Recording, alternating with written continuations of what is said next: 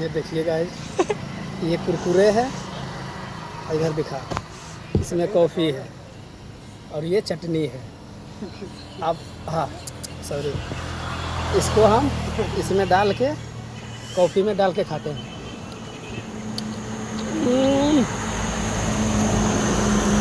अल्लाह जवाब।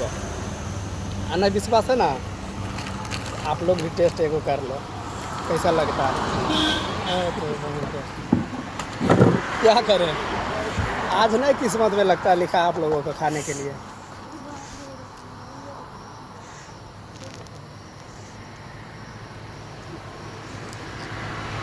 शाम हो गया है, 7:30 बज गया टाइम। देखो इस पर चटनी लगा लिया हूँ, इधर कॉफ़ी देखिए लिए हैं, ये देखिए अलग ही फील होता है। नहीं तो आप भी लोग टेस्ट करिएगा। ये देखिए, ये चटनी है, ये कुरकुरे है, ये कॉफ़ी है और ये अपना दुकान रहा, दिखा दो।